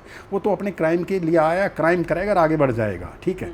लेकिन अगर आप उसकी गाड़ी के अंदर जाके या उसकी मोटरसाइकिल पे जाकर उसका कैमरे से फ़ोटो खींच लेते हैं और उसकी गाड़ी का नंबर ले लेते हैं, तो उसको इमीडिएटली पता लगेगा कि अभी राइट नाउ मेरा फ़ोटो खिंच गया है इस पिकेट्स पे, तो वो कम से कम 5-10 किलोमीटर के एरिया में क्राइम करने की हिम्मत नहीं करेगा। तो क्या हो गया, आपने जो है अपने एक्सपीरियंस के बेसिस पे उस क्राइम को रोक दिया। टेक्नोलॉजी आपके पास है, लेकिन जब एक्सपीरियंस के साथ टेक्नोलॉजी मिल गया, आपके ग्राउंड एक्सपीरियंस के साथ जब टेक्नोलॉजी मिलती है तो उसके रिजल्ट्स वंडरफुल होते हैं। राइट, बिकॉज अगर खाली टेक्नोलॉजी में तो आप उनको सिर्फ जस्ट टेक्नोलॉजी तो ऑलरेडी एग्जिस्ट कर रही थी, राइट, ठीक है ना। लेकिन इसलिए कभी भी ह्यूमन इंटेलिजेंस, कभी भी ह्यूमन को टेक्नोलॉजी दरकिनार नहीं कर पाएगी। तो बिल्कुल पॉइंट है सर। सर जैसे ना हम एक नॉर्मली देखते हैं कि जब भी हाई प्रोफाइल केसेस की बात आती है, उनकी इन्वेस्टिगेशंस होती है, तो उसमें कहीं ना पब्लिक माइंडसेट एक ऐसा होता है कि कहीं ना कहीं शायद वो ज़्यादा पावरफुल लोग हैं, तो मे बी पब्लिक उनकी प्रोफाइल को, उनकी चीज़ों को प्रोटेक्ट करेगी और कहीं ना कहीं उसको कहीं ना कहीं एक ना ओवर शैडो करने की कोशिश करेगी। तो सर एक्चुअली ये माइंडसेट होता भी है, या ये हम लोग अपने आप एक पर्सपेक्टिव बना लेते हैं कि कहीं ना कहीं हाई प्रोफाइल केस है, पावरफुल लोग हैं, पॉलिटिशियंस हैं, बड़ा बिजनेसमैन है, तो कहीं ना कहीं पुलिस उसके लिए या जो भी अथॉरिटीज़ है वो उसके लिए कहीं ना कहीं इंक्लाइन है और उन चीज़ कर कहीं अगर शायद ये कोई नॉर्मल बंदे ने, एवरेज बंदे ने किया होता तो उसको बहुत ज़्यादा हाइप अप करते। देखो, आप जो केसेस हेडलाइंस बनाते हैं सिस्टम में, उन केसेस में एक नॉर्मल पब्लिक परसेप्शन ये होता है कि यार इतना हेडलाइन हुई है, इसके पीछे इतनी क्राउड है, इतना एजिटेशंस है, तो डेफिनेटली कोर्ट जो है वो अंडर प्रेशर आएगा और ये जो चीज़ें बताई जा रही है मीडिया के अंदर हैं या जो पब्लिक परसेप्शंस में, इनके बेसिस पे डिसीजंस हो जाएंगे। चाहे वो पावरफुल है, लगता है कि आदमी को ये हो सकता है पावरफुल है, तो ये अपने ढंग से इसको ट्विस्ट कर लेगा। लेकिन क्या है कि जो पुलिस ऑफिसर्स हैं ना, वो पब्लिक आउटक्राई है या पब्लिक इमोशंस हैं या हाईली सरचार्ज एटमॉस्फेयर हैं, ये थोड़े टाइम के लिए बंद हो जाएंगे, ख़त्म हो जाएंगे। लेकिन हमें अपना केस जो है वो प्रूफ पे चलाना, एविडेंस बेस्ड है सिस्टम। और एक बात ध्यान रखना, कोर्ट उस केस की स्क्रूटनी, जुडिशियल स्क्रूटनी ज़्यादा करती है जो हाईलाइटेड केसेस होते हैं, क्योंकि कोर्ट के ऊपर भी एक ऑनस आ जाता है कि इस केस में कोई गलती ना हो, इस केस में सारे एविडेंसेस को बहुत अच्छे ढंग से दिखा जाए, मार्क किया जाए। तो ये बहुत उल्टा है, बल्कि जो हाईलाइटेड केसेस होते हैं उसमें कोर्ट स्क्रूटनी, जुडिशियल स्क्रूटनी बहुत ज़्यादा बढ़ जाती है। और ये मेरे पास जितने भी केसेस हैं सारे एग्जांपल यही हैं जो हाईलाइटेड केसेस हैं, चाहे वो निर्भया गैंग रेप केस रहा हो, चाहे वो जो है धौलाकुआ रेप केसेस रहा हो, चाहे सीरी फोर्ड केस रहा हो, चाहे और जितने भी इम्पोर्टेंट, जिगीसा है, सौम्या है, सौबित है, बहुत सारे ऐसे केसेस हैं जो हाईलाइटेड केसेस रहे थे और उन सभी में पब्लिक परसेप्शंस डिफरेंट था और चीज़ें जो हैं दूसरे ढंग से हुई थी। एक मैं चीज़ बताता हूँ आपको, एक जैसे सौबित मर्डर केस था। सौबित मर्डर केस में क्या था कि पुलिस जो है कैसे मीडिया, जब भी हम क्या करते हैं, अब जैसे इसमें जो हमारा निर्भया का केस था तो प्रेशर तो बहुत होता है, we are also human being, इधर से आ रहा उधर, तो हम क्या करते हैं स्विच ऑफ कर देते हैं टीवी को, अपने आप को सोशल मीडिया या टीवी से अलग हटा देते हैं जिससे हमारे माइंड को इन्फ्लुएंस ना हो पाए हम, ठीक है। और हम सिर्फ फैक्ट्स बेस्ड इन्वेस्टिगेशन पर रिलाई करते हैं, फैक्ट्स बेस्ड कि क्या रेलिवेंट रहेगा, क्या एडमिसिबल रहेगा, सिर्फ फैक्ट्स तक सीमित रहे हैं। जो इमोशंस हैं उनको अलग हटाते हैं, जो हमारा प्रोफेशनल जजमेंट है उस पर रिलाई करते हैं कि हमारा प्रोफेशनल जजमेंट क्या कहते हैं इस केस के अंदर, फैक्ट्स क्या कह रहे हैं इस केस के अंदर। हम ओपिनियन, एजम्पशंस, सोशल जो चीज़ें हैं उन पर नहीं जाते, क्योंकि थोड़े दिन के बाद ही ख़त्म हो जाएंगे। अल्टीमेटली तो फैक्ट्स ही बोल देंगे लास्ट तक। तो इसलिए हमारे साथ क्या होता है, पुलिस ऑफिसर हम ज़्यादातर कई बार जब बहुत इंपॉर्टेंट केसेस होते हैं तो डिफरेंट टीम्स तो बनाते ही अपने एफर्ट्स पूल इन करते हैं हम सारे के सारे, लेकिन साथ साथ हम ये भी कहते हैं कि हम एनवायरनमेंट से अपने आप को डिसएसोसिएट कर लें। अब निर्भया के केस में हम क्या करते, बहुत ज़्यादा परेशान हो जाते थे, बहुत ज़्यादा चारों तरफ, तो रात को 11 बजे चले गए इंडिया गेट पे, वहाँ आइसक्रीम खाए, 4-5 बात करी, सब कुछ छोड़ दिया, उसके बाद दोबारा से लग गए। तो जो फैक्ट्स बेस्ड इन्वेस्टिगेशन है वही सस्टेन कर पाती है, बाकी चीज़ें बहुत ज़्यादा सस्टेन करने की सिचुएशन, जैसे मैं सौबित का केस बता रहा था आपको, तो क्या होता है कि जब भी हम मीडिया गाइडेड या कंप्लेनेंट गाइडेड इन्वेस्टिगेशन करते हैं तो यूजुअली हम गलत रिजल्ट निकालते हैं। मीडिया क्या कर सकता है, मीडिया इमेजेंस दे सकता है आपको, मतलब इमेजिनेशन दे सकता है, पर्सपेक्टिव दे सकता है आपको, ठीक है, और आपको स्टोरी एक कॉमन सेंस के तौर पे, क्योंकि दे आर आल्सो बहुत ज़्यादा एक इन्वेस्टिगेटिव, हाँ इन्वेस्टिगेटिव जर्नलिज्म वहाँ भी है, लेकिन उनके पास ये दो चीज़ें बहुत हैं, वो हमारे पास भी उनके पास भी है। लेकिन पुलिस एक कदम और आगे क्यों बढ़ती है, क्योंकि हम सीन ऑफ अक्रेंस से चलते हैं, सीन ऑफ क्राइम से चलते हैं। अब सोबित में जैसे गलती हो, कई केसेस हमारे फेल हुए, क्यों हुए उसमें, कि मीडिया ने कहा कि यार ये सोबित है, अब 18 मतलब 20-22 साल का लड़का है, उसके फादर ने बताया कि मेरे बच्चा डीपीएस का प्रोडक्ट है और ऐसे ऐसे जो है ये इसका गर्लफ्रेंड्स की कुछ इंसिडेंट हो सकते हैं, कुछ ड्रग्स रिलेटेड इंसिडेंट्स हो सकते हैं, कुछ इसकी एनिमिटी थी उस किसी पार्टी से, उसके साथ इंसिडेंट हो सकते हैं। तो हमारी इन्वेस्टिगेशंस जब मीडिया ने भी बहुत सारा हाईलाइट किया, क्योंकि जब आदमी का स्टेटस ऊंचा होता रहता है तो इन्वेस्टिगेशन का स्टैंडर्ड भी आप ऊंचा उठा देते हो, तो कई बार उसी में गलती कर जाते हो। एक सिंपल केस, एक बच्चे का जो हुआ था इंसिडेंट, वो एक जंगल के अंदर जब वो जा रहा था, पीछे से पैदल जा रहा था, बहुत 200 मीटर के 300 मीटर के करीब उसका घर था, मॉल से घर तक पहुंचने में, तो जब रास्ते पे जा रहा था तो उसको यहाँ पंक्चर्ड वुंड्स थे, पड़े हुए थे, और वो वहीं पर ज़मीन पे पड़ा हुआ था। तो क्या हुआ कि उस सीन को, क्यों बहुत ही ज़्यादा ऐसा वेपन्स या गोली का कोई सर्कमस्टांसेस नहीं थे, तो जो ऐसे सजेस्टिव स्टेप्स होते हैं जिसमें पुलिस ये समझे कि कोल्ड ब्लडेड मर्डर है, ऐसा सीन वहाँ पर नहीं नज़र आ रहा था। तो हमें लगा, वो जब इन्वेस्टिगेशन की गई इनिशियली, तो वो कंप्लेनेंट और मीडिया से लेके हमारी सारे एंगल देखने से, ड्रग्स कार्टेल है, ये वो है, बहुत सारी चीज़ें ऐसी आ गई। ठीक है, कंप्लेनेंट भी यही जस्टिफाई कर रहे थे कि यही हो सकता है, लेकिन होता क्या है कई बार चीज़ें कि जैसे ग्राउंड्स पे बहुत, वहाँ पर जो अगर हम उसी टाइम इन चीज़ों को छोड़ के ग्राउंड्स उस रिलेटेड ऑफेंस जो, क्योंकि वहाँ हमने बाद में देखा कि वहाँ पन्नी पीते थे, ड्रग्स लेते थे, तो वहाँ पर जो बैठने वाले हैं उनके पास छोटे मोटे वेपन्स भी होते थे, पेचकस टाइप और इस टाइप के भी होते थे, और वो लूटपाट करने का भी अंदेशा रहता, तो उनको खुद ही नहीं पता रहता था हम करते क्या है। तो कई बार बहुत बड़ा इंसिडेंट नहीं होता, छोटा इंसिडेंट होता है, लेकिन आप उसकी इन्वेस्टिगेशंस को इतने हाई स्टैंडर्ड पे ले जाते हैं because of the profile of the victim, वहाँ मिसगाइड हो जाते हैं। तो इसलिए कहते हैं कि professional judgment, scene of crime क्या कह रहा है, वो चीज़ ज़्यादा इम्पोर्टेंट है, बजाय किसी और एजम्पशंस, इमोशनल जो चीज़ें हैं उन चीज़ों की बजाय आप सिर्फ वहीं तक सीमित रहें, उसके बाद क्या हो रहा है उसको मत सोचें। तो ये एक पुलिस के लिए जो है ये बहुत ज़्यादा ज़रूरी है। सर जैसे ना क्राइम्स की अगर हम बात करते हैं, स्पेशली अगर वुमेन सेफ्टीज़ को लेके, डे बाय डे ऐसा लग रहा है कि अब ये क्राइम्स धीरे धीरे बढ़ रहे हैं, और कहीं ना कहीं इंडिया में वुमेन सेफ्टी को लेके बार बार एक क्वेश्चन मार्क क्रिएट हो जाता है कि अभी भी वुमेन सेफ्टीज़ को लेके या बच्चों की किडनैपिंग जैसे केसेस को लेके अभी भी गवर्नमेंट की या पुलिस की पॉलिसीज़ में कहीं ना कहीं कोई नेगोशिएशन है। तो सर इस पे व्हाट यू थॉट कि क्या एक्चुअलिटी है, क्या और ऐसी हमें पॉलिसीज़ ऐड करनी चाहिए जिससे जो और इंटरनल सिक्योरिटी है, चाहे वो खाली वीमेंस की नहीं हो, चाहे कल की डेट में किसी भी सिटीज़न की हो, उस पर और बेहतर चीज़ें कैसे हो? देखिए, बड़ा बर्निंग इशू है, बहुत इंपॉर्टेंट इशू है, और एक 50% पॉपुलेशन को कैटर भी करता है ये क्वेश्चन साहब का, ये बात ठीक है। लेकिन देखो, मुझे कई बार मैं सोचता हूँ ना कि विमेंस कहाँ कहाँ पीड़ित हो सकती हैं। घर में हो सकती है पीड़ित, स्कूल्स में हो सकती हैं गर्ल्स, राइट, पब्लिक प्लेसेस में हो सकती हैं, राइट, वर्किंग प्लेस पर हो सकती हैं, और साइबर प्लेस पर हो सकती हैं, साइबर फील्ड में जब, ठीक है ना, यही 5 जगह हैं जहाँ विमेंस का जो है इन्वॉल्वमेंट हो सकता है, जहाँ क्राइम करने का अंदेशा हो सकता है। मेरे साथ प्रॉब्लम क्या है, जब घर से लड़की 2 तरीके से डील करती है पुलिस, एक सोसाइटी डील करती है, एक पुलिस डील करती है। पुलिस का रोल बहुत ज़्यादा नहीं है, बहुत ज़्यादा नेग्लिजिबल रोल है, 5% है। रिएक्टिव पुलिसिंग करते हैं हम। रिएक्टिव पुलिसिंग का मतलब है किसी ने कंप्लेंट करी, हम उस पर रिएक्ट करते हैं, ठीक है। और रिएक्टिव पुलिस में हमारे पास बहुत ही लिमिटेड नंबर ऑफ विक्टिम आते हैं। मुश्किल से आप ये कह दो कि 100 में से 5% आदमी एक्सेस करते हैं पुलिस को, जो चाहे सेक्सुअल हरासमेंट है या कोई और इंसिडेंट है या रेप वगैरह के केसेस है, छेड़खानी के, जो हाँ जो भी मुश्किल से 95% विमेंस के जो प्रॉब्लम्स है उनको कैटर सोसाइटी करती है। We are dealing with only 5% complaint of the victim. 95, अब 95 और 5% में क्या अंतर है, कैसे इसको जस्टिफाई करोगे? जैसे एक औरत है, जब वो चलती है, जब शाम हो जाती है 6 बजे, आदमी में और औरत में क्या अंतर है? औरत सोचने लग जाती है 6 बज गए, यार मैं निकलूँ, अंधेरा हो जाएगा, पता नहीं गाड़ी मिले कि नहीं मिले, कहीं ऐसा ना हो ठीक टाइम पर होगा या नहीं होगा।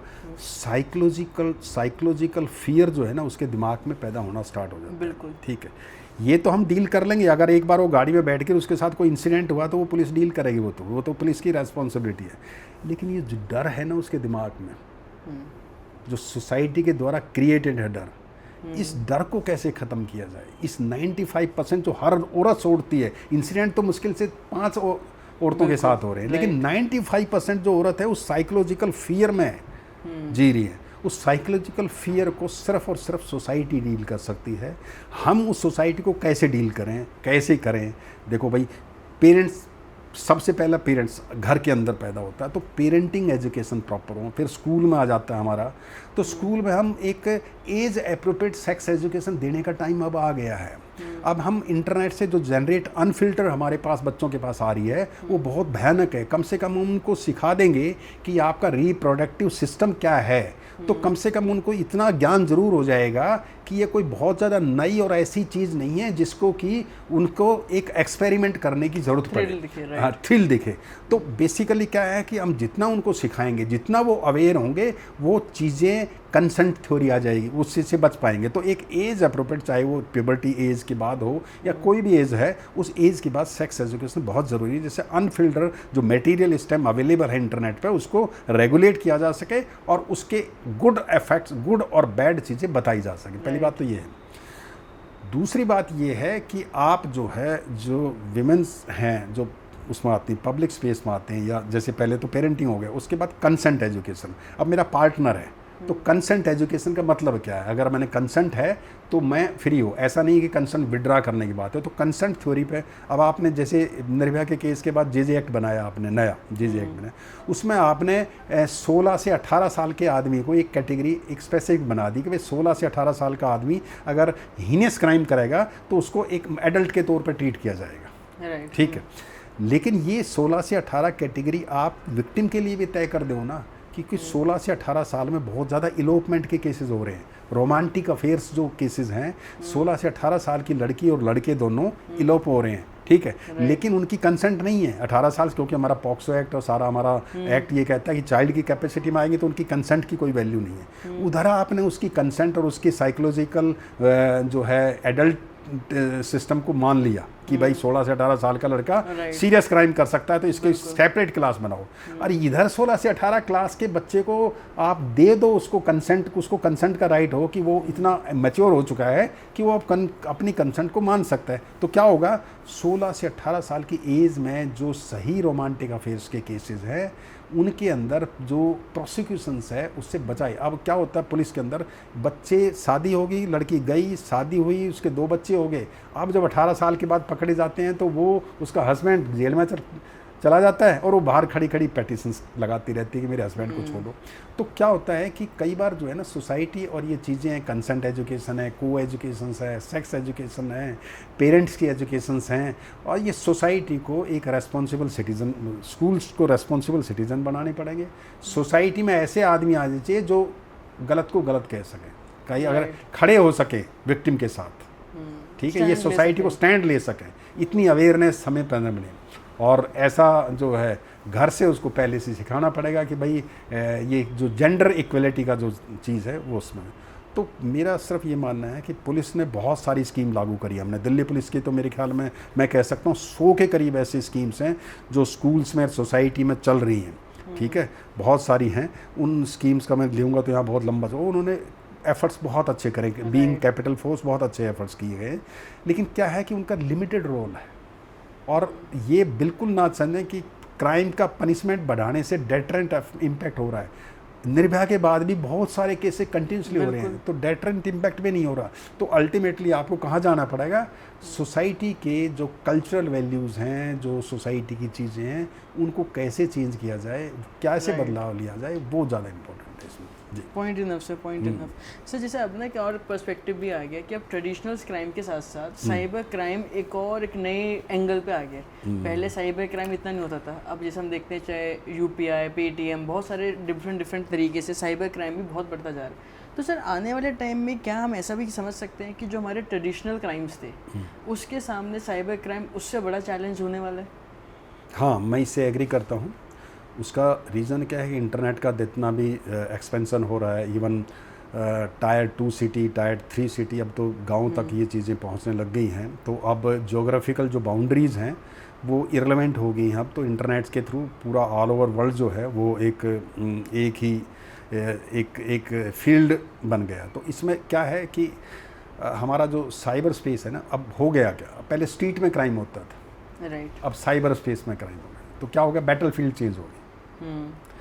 बैटल फील्ड अब चेंज होगी, मतलब बैटल फील्ड पूरी तरह चेंज नहीं हुई, पर 70% जो है ब्लू क्राइम से वाइट कलर पर चला गया क्राइम अब ज़्यादा। तो 70% फोकस जो है हमारा अब डिजिटल क्राइम पर आ गया। हमारी बैटल फील्ड चेंज हो गई। हमारी पहले बैटल क्या थी कि चाकू से या स्ट्रीट पे क्राइम होता था, मतलब फिजिकल बाउंड्रीज थी या जोग्राफिकल एरिया था जहाँ क्राइम होता था। लेकिन अब साइबर स्पेस पे वहाँ क्राइम हो, तो क्या होगा, बैटल फील्ड से।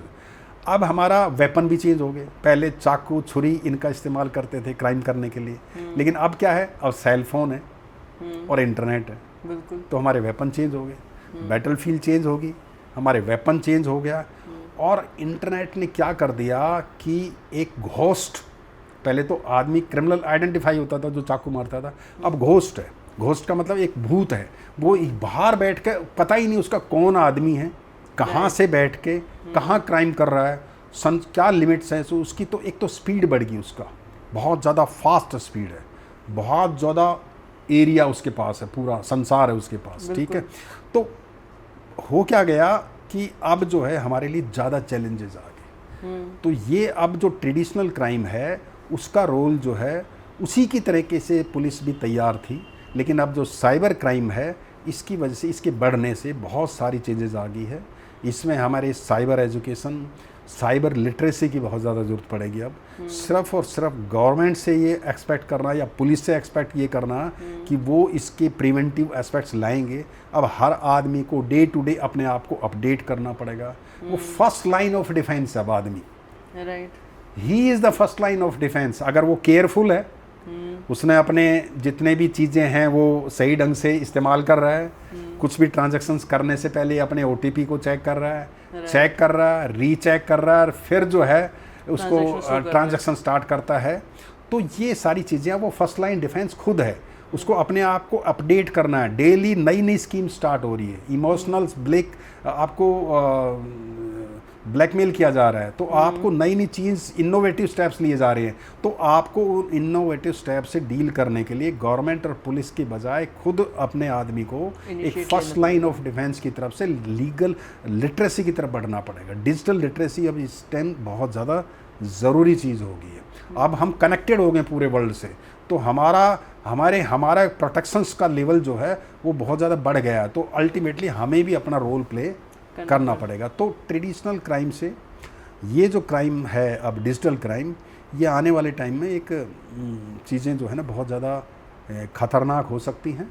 और क्योंकि ये एक इंटरनल सिक्योरिटी कंसर्न्स भी है, ठीक है। इंटरनल सिक्योरिटी कंसर्न कैसे है, क्योंकि आप जो है सब कुछ कनेक्टेड है, आपका कम्युनिकेशन कनेक्ट है, आपके पर्सनल डाटा कनेक्टेड है, आपका जो है फाइनेंशियल, हेल्थ, एजुकेशन, गवर्नेंस, ठीक है ना, आपके क्रिटिकल इंफ्रास्ट्रक्चर, सब कुछ उस नेटवर्क से जुड़े हुए हैं।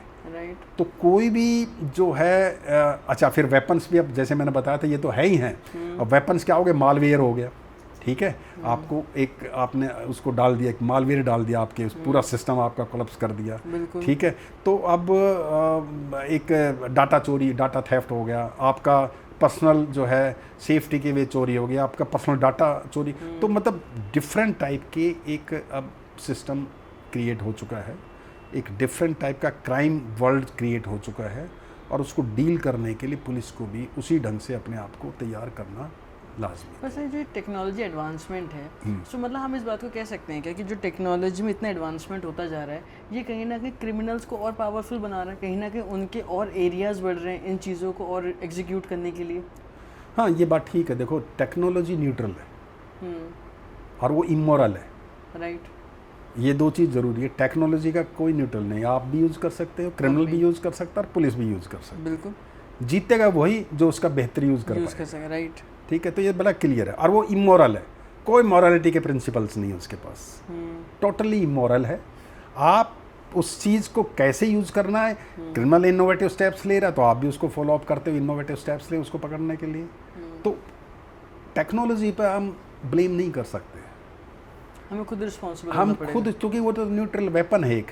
राइट। अब जैसे क्रिमिनल्स वेपन का यूज़ करते हैं, पुलिस भी वेपन का यूज़ करती है। वेपन का तो यूज़ दोनों ही कर रहे हैं ना। पिस्टल क्रिमिनल भी चला रहा है, पिस्टल वो अच्छे के लिए चला रहे हैं, वो उसको गलत क्राइम करने के लिए चला। हाँ सर, जैसे नाइफ ही है ना, नाइफ वो यूज़ करे क्राइम सीन के लिए, और वही नाइफ हमारे घर में किचन में यूज़ कर रहा है। तो अब हम उसे अपने अपना पर्सपेक्टिव की बात एग्जैक्टली। तो वेपन्स जो है वो टेक्नोलॉजी जो है एक न्यूट्रल वेपन है। इसको अब कैसे यूज़ किया जा रहा है ये डिसाइड करेंगे दो ही आदमी, स्टेक होल्डर। एक साइड क्रिमिनल है और दूसरी साइड उसकी एनफोर्समेंट एजेंसीज पकड़ने वाली। तो जो बेहतर होगा वो इस वार को जीत लेगा। बड़ा सिंपल सा। Sir, after so much long experience, अगर मैं आपसे पूछूं कि सर एक ऐसी लीडरशिप क्वालिटी जो एक्चुअली कोई एंटरप्रेन्योर हो या स्टूडेंट हो या कोई भी एक सोसाइटी का पर्सन हो, जो लीडरशिप क्वालिटी आपने ओवर द एक्सपीरियंस समझी, सीखी और उसको कहने का एग्जीक्यूट की, वो आप हमारे साथ क्या शेयर करें? देखिए, ये बहुत इम्पॉर्टेंट सी चीज़ है और मैं बीइंग ए पुलिस ऑफिसर इससे डायरेक्टली कनेक्टेड हूँ। मतलब ये चीज़ ऐसी है, हमारे पुलिस में देखो, पुलिस और जो फोर्स होती है, जो बेल्ट वाली सर्विसेज जिनको कह सकते हैं, डिफेंस फोर्सेज है या पुलिस है, उनके साथ जहाँ डिसिप्लिन है वहाँ क्या होता है कि लीडरशिप की रिक्वायरमेंट होती है। और जहाँ कंपनी है, कॉरपोरेट सेक्टर है, वहाँ सुपरवाइज़र की ज़रूरत होती है। राइट। तो दो चीज़ों का फ़र्क जानना बहुत ज़रूरी है, सुपरवाइज़र और लीडरशिप का। फोर्स हमेशा अपने लीडर को एमुलेट करती है। सुपरवाइज़र एक छोटी टीम को लीड करता है, उसको एक डाटा देता है या प्रेजेंटेशन देता है और उस पर उसकी रिपोर्ट्स लेता है। उनका डायरेक्टली एक दूसरे को मोटिवेशन करने का या बहुत ज़्यादा चीज़ें करने का राइट नहीं होता।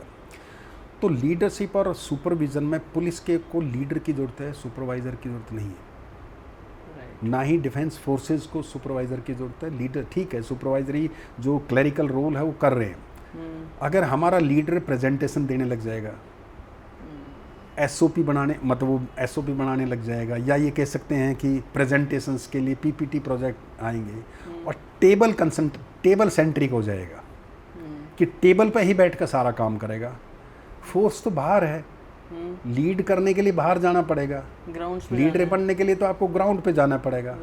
ऐसा तो है नहीं कि आपने कह दिया पुलिस काम कर लेगी, जब तक आप जाके सीधा खड़े नहीं होगे तब तक पुलिस काम ही नहीं कर पाएगी, वो पोटेंशियल यूज़ नहीं कर पाएंगे जो आपके खड़े होने से मिलेगी। बिल्कुल। तो क्या हो गया कि लीडर्स के लिए प्रॉब्लम हमारे यहाँ पुलिस में सिस्टम ये आ रहा है कि we have developed a very मतलब वास्ट जो है मॉडल ऑफ सुपरवाइजर्स, और लीडरशिप की कमी होती जा रही है। एक तो ये बात है, ऐसा नहीं है कि लीडर आज भी नहीं है, लेकिन उनको अपॉर्चुनिटी, उनको चीज़ें नहीं मिल पा रही, क्योंकि इतना पेपर वर्क हो गया है कि वो उस पेपर वर्क से बाहर ही नहीं निकल पा रहे। राइट। वो सिर्फ सुबह से शाम तक व्हाट्सएप और पीएचक्यू के डायरीज के देने के अलावा बहुत सारी चीज़ें निकल ही नहीं पा रहे। वो जो एक्चुअल पॉलिसिंग है वो नेगलेक्टेड होती जा रही है, जो सिटीजन्स को जिसकी रिक्वायरमेंट है। एक तो ये जो है वो सबसे बड़ी चीज़ है। दूसरी चीज़ है कि लीडरशिप में आएगी तो क्या करेंगे। सबसे पहले वो क्या करेंगे, वो जो है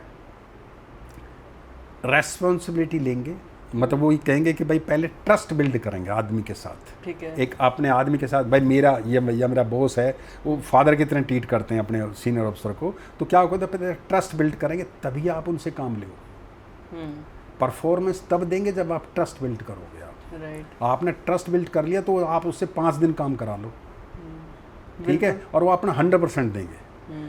आप टीम प्रोटेक्ट करो, ना कि अपनी पोजीशन प्रोटेक्ट करो। राइट। आप टीम को प्रोटेक्ट करो, ना कि अपनी प्लेस ऑफ पोस्टिंग के बारे में ज़्यादा चिंतित हो। अगर टीम प्रोटेक्ट हो जाएगी तो आपकी इज्जत बनेगी, चाहे पोस्टिंग हो या ना हो।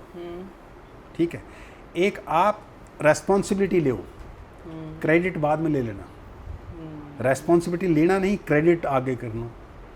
ठीक है, एक अकाउंटेबल हो, पहले अकाउंटेबल तो हो ना, बाद में किसी की एक्सप्लेनेशन ले लेना, कॉल कर लेना। तो प्रिंसिपल बेस्ड सिस्टम हो, कन्वीनियंस बेस्ड सिस्टम ना हो। राइट। तो ये चीज़ें लीडरशिप के अंदर होती है। और आर्मी क्यों सक्सेसफुल होती है इन चीज़ों में, इसीलिए होती है। बिल्कुल।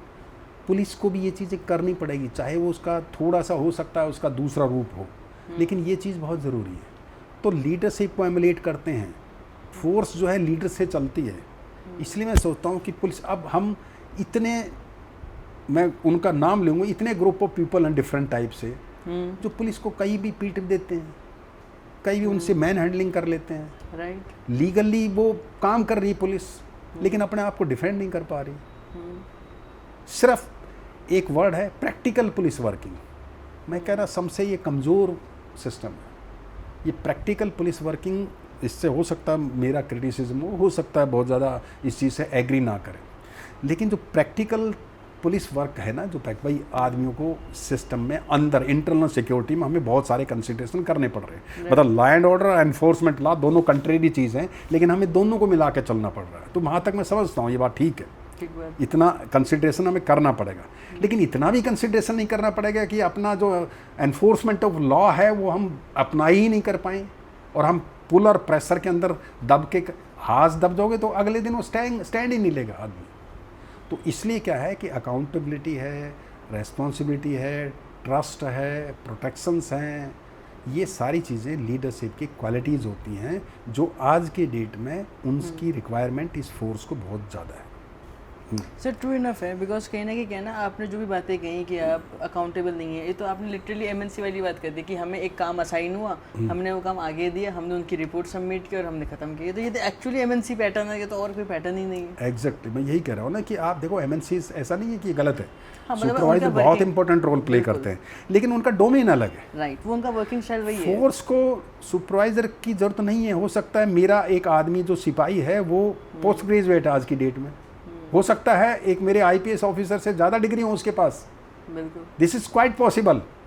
लेकिन अगर वो लीडर आया है मेरा ऑफिसर, तो उसकी सारी डिग्री फेल है, उसकी लीडरशिप में अगर दम है तो वो उसको फॉलो करेगा। राइट। तो प्रॉब्लम एजुकेशन की प्रॉब्लम नहीं है, प्रॉब्लम है कि आप जो आपके मातहत है उनको लीडर चाहिए, लीडर की रिक्वायरमेंट है।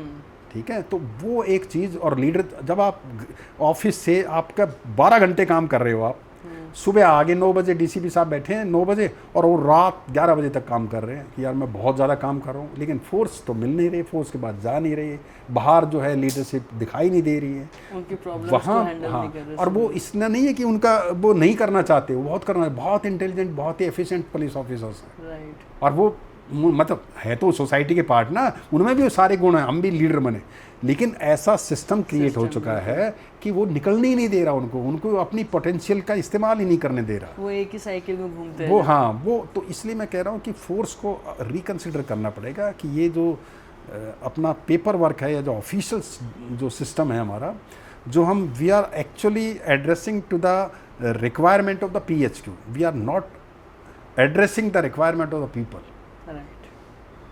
मैं 150 आदमियों की मैंने अगर सभा बुला रखी है और मुझे उसको एड्रेस करने जाना है वहाँ के लोकल एरिया की, 1 मिनट में मैसेज आ जाएगा डीसीपी साहब की मीटिंग है, जो कि रूटीन मीटिंग है, I have to rush to attend that meeting, और वो 150 आदमी मैंने छोड़ दी।